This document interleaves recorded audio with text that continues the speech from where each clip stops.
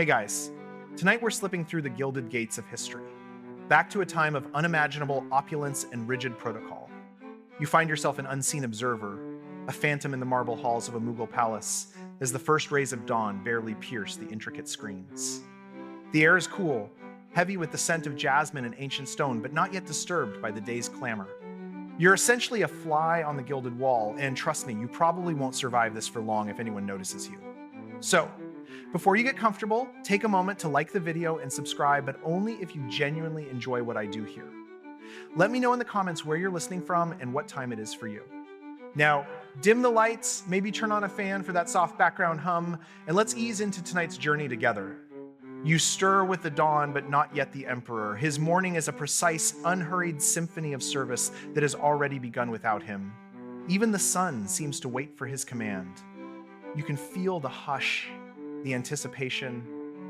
Imagine trying to sleep through this, knowing dozens of servants are silently moving, preparing every detail for your waking moment. Mughal emperors like Aurangzeb were known for their disciplined routines, often beginning their day with prayers long before sunrise. It's said some imperial servants would gently fan the emperor's chambers with peacock feathers to ensure the air was just right upon his awakening. Talk about a personalized climate control system. Historians still argue whether these intricate morning rituals were truly a matter of personal devotion or primarily a display of power and control over the court. Now, witness the meticulous preparation of the emperor, from perfumed baths to the finest silks. You can almost smell the rosewater and musk as you watch the royal attendants, moving with a practiced grace that borders on ballet. Imagine the logistics of a bath that required specific temperatures and essences, mixed by a dedicated team. It wasn't just about cleanliness, it was a sensory experience designed to rejuvenate and elevate.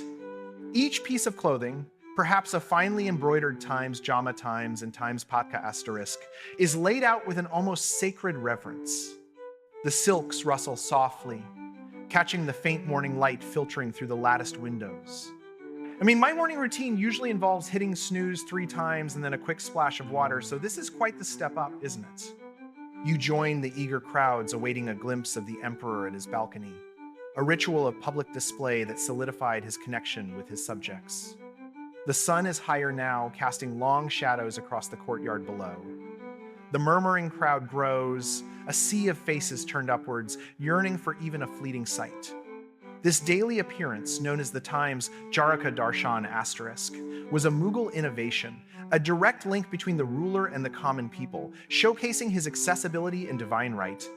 Sometimes, elephants adorned with gold and jewels would be paraded below, adding to the spectacle.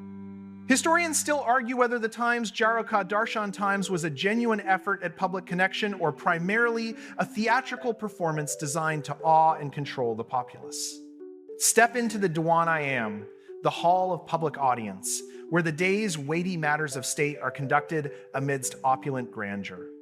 The air hums with importance, a stark contrast to the quiet intimacy of the morning. Here, petitions are heard, judgments passed, and military strategies discussed. The peacock throne, if you could glimpse it, would be a dazzling centerpiece encrusted with countless jewels, a literal throne fit for a king.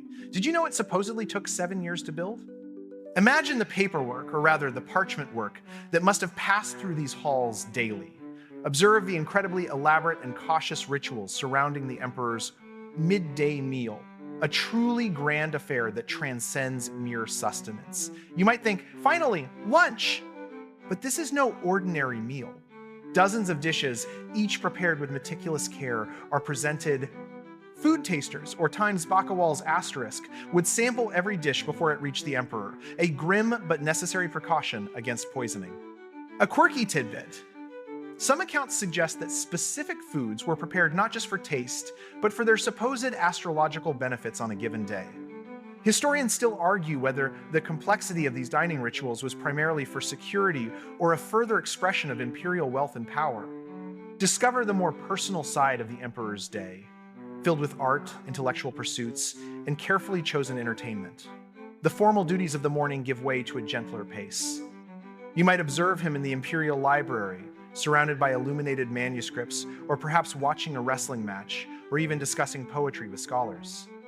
Emperor Akbar, for instance, famously built the Ibadat Khana, a house of worship, where he would host debates between representatives of different religions, quite an open-minded approach for his era. It was a time for reflection, for cultural enrichment, and for a moment to just be. You find yourself in the more intimate Diwan-i-Khas, the hall of private audience, where inner circles gather for private counsel and cultural exchange. The light is softer now, candles flickering, casting dancing shadows on the marble. The discussions here are more hushed, the stakes often higher, as confidantes and close advisors deliberate on matters of great importance. This exclusive setting, often adorned with precious stones and intricate carvings, was where true power was often exercised, away from the public eye. Imagine the secrets whispered, the alliances forged, the fates decided in these very walls. As the day wanes, follow the emperor to his private sleeping quarters, the Quabga, where the last rituals of the day unfold. The world outside fades into silence. Here, a sense of calm finally descends. Perhaps a final prayer, a moment of personal reflection, or the soft lull of music. The day with its demands and grandeur slowly unwinds, leaving behind only the gentle promise of rest. The soft glow of oil lamps illuminates intricate tapestries, and the air is once again filled with calming scents. It's a journey back to the private man, away from the emperor, if only for a few hours. The whispers of the palace begin to recede, fading into the quiet of the night. You've walked the hallowed halls, witnessed the grand spectacles, and felt the immense weight of an empire. Now, it's time to gently let go of the gilded splendor, to allow the images of emperors and courtiers to dissolve into the soft edges of your mind. Close your eyes, breathe deeply, and feel the stillness around you. The echoes of history are now just gentle murmurs, guiding you towards a peaceful, dream-filled sleep. Let your own world, with its familiar comforts, embrace you once more. Sweet dreams.